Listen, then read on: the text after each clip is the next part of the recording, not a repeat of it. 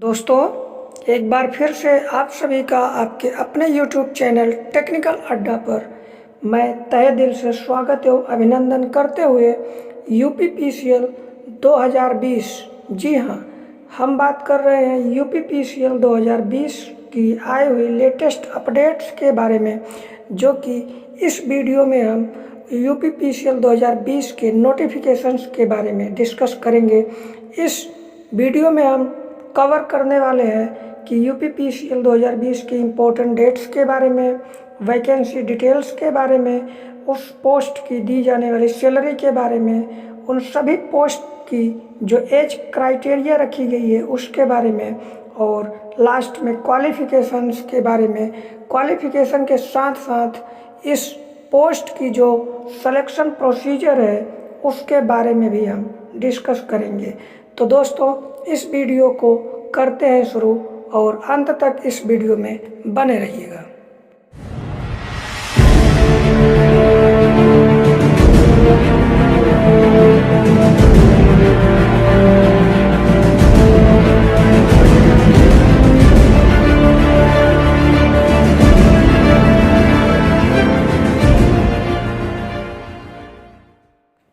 दोस्तों, अगर हम इम्पोर्टेंट डेट्स और उसकी फ़ीस की बात करते हैं UPPCL 2020 के, तो इसकी जो ऑनलाइन डेट स्टार्ट होती है वो है हमारी 4 दिसंबर 2020 की, और इसका जो लास्ट डेट है हमको फॉर्म को फिल्ड अप करने का वो है 28 दिसंबर 2020 की। तो इसकी हम बात करते हैं, जो CBT का डेट है यानी कि जो एग्ज़ाम डेट है वो हमारा फरवरी 2021 में टेंटेटिव डेट है, अभी यह फिक्स नहीं है। इसके बाद अगर हम बात करते हैं कि एग्ज़ाम फीस की, इस फॉर्म को भरने के लिए जो फीस डिसाइड की गई है उसके बारे में बात करते हैं, तो OBC, जनरल और अदर स्टेट के जो बच्चे हैं उनको लिए 1000 रुपये फ़ीस रखी गई है। SC ST के लिए 700 रुपये फ़ीस रखी गई है, और जो भी हमारे PH कैंडिडेट हैं और PWD है, एक्स सर्विसमैन है, उनके लिए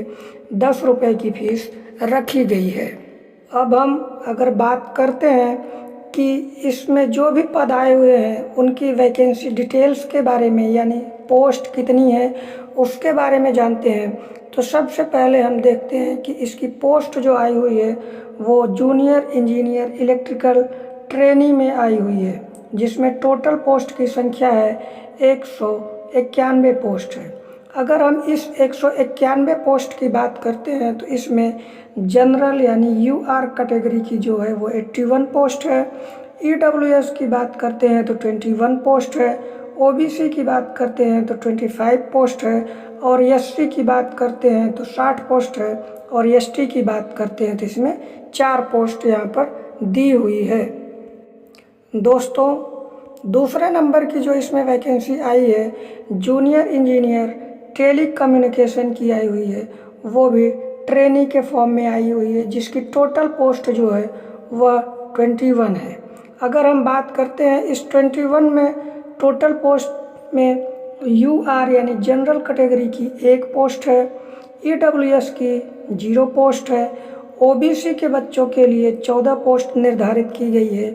SC के लिए 6 पोस्ट रखी गई है, और ST के कैंडिडेट के लिए 0 पोस्ट रखी गई है। दोस्तों, UPPCL में आए हुए junior engineer electrical, electronics and telecommunication के लिए जो भी हमारी एज क्राइटेरिया रखी गई है उसकी एज की लिमिट जो है वो 18 वर्ष से 40 वर्ष के बीच में रखी गई है। अगर हम रिलैक्सेशन की बात करते हैं कि इस एज क्राइटेरिया में किन किन बच्चों को कितने वर्ष की छूट दी जाएगी, तो हम देखते हैं कि जो OBC, SC और ST के कैंडिडेट हैं इनके लिए 5 वर्ष की छूट दी जाएगी। उसके बाद जो कैंडिडेट फ्रीडम फाइटर से बिलोंग करते हैं उनके लिए भी 5 वर्ष की छूट प्रदान की जाएगी। इसके बाद जो हमारा नेक्स्ट है कैंडिडेट हैं वो है एक्स सर्विसमैन के बच्चों के लिए। अगर एक्स सर्विसमैन 15 वर्ष तक के लिए उनको छूट की अनुमति दी गई है, और फिर लास्ट में आता है हमारा पीएच कैंडिडेट यानी फिजिकली हैंडीकैप्ड कैंडिडेट के लिए, तो इनके लिए 15 वर्ष की छूट दी गई है। दोस्तों, यूपीपीसीएल 2020 में आए हुए सभी पदों की योग्यता के बारे में जानते हैं, यानी कि उसकी क्वालिफिकेशंस क्या क्या है सभी पदों के लिए। तो यूपीपीसीएल में जो पहली पद आई हुई है वो है हमारी जूनियर इंजीनियर इलेक्ट्रिकल ट्रेनी की पोस्ट आई हुई है।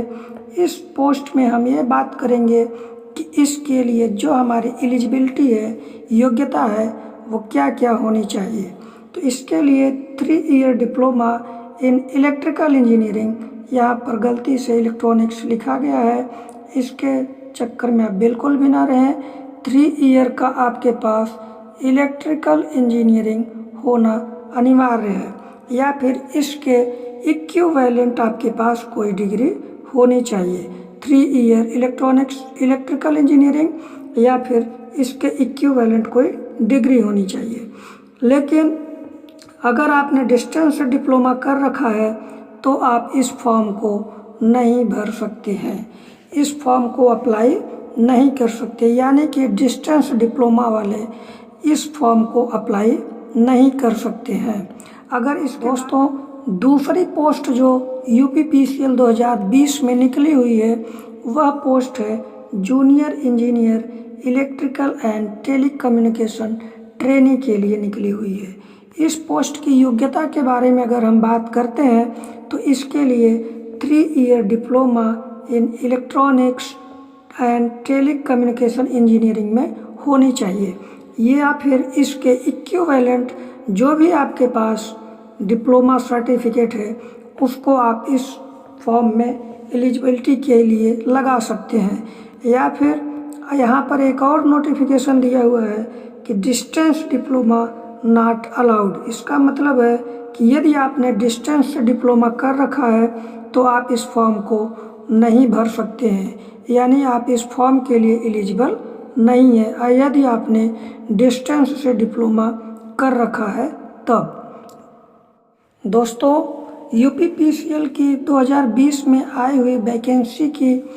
अगर सैलरी की बात करते हैं, यानी कि हम अगर वेतन की बात करते हैं कि कितने रुपए पर मंथ वेतन होने वाली है, तो वह हमारा 7th पे स्केल पे वेतन है और उसका पर मंथ जो सैलरी मिलेगी आपको 44,900 रुपये पर मंथ मिलेगी। इसके साथ आपको अदर अलावेंस भी दिए जाएंगे जो भी यूपीपीसीएल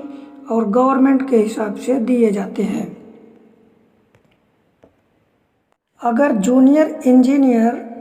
इलेक्ट्रिकल, इलेक्ट्रॉनिक्स और टेलीकम्युनिकेशन के पदों के बारे में बात करते हैं कि उनका सिलेक्शन प्रोसीजर क्या होगा इस फॉर्म में, तो उसके लिए जो हमारा सिलेक्शन प्रोसीजर है वो ये है कि पहला जो होगा वो सीबीटी टेस्ट होगा आपका, यानी कंप्यूटर बेस्ड टेस्ट होगा आपका। कंप्यूटर बेस्ड टेस्ट होने के बाद इसके लिए जो टाइम ड्यूरेशन अलॉट किया गया है यूपीपीसीएल की तरफ, तो यह 3 घंटे का दिया गया है और इस 3 घंटे के पेपर में टोटल क्वेश्चंस यानी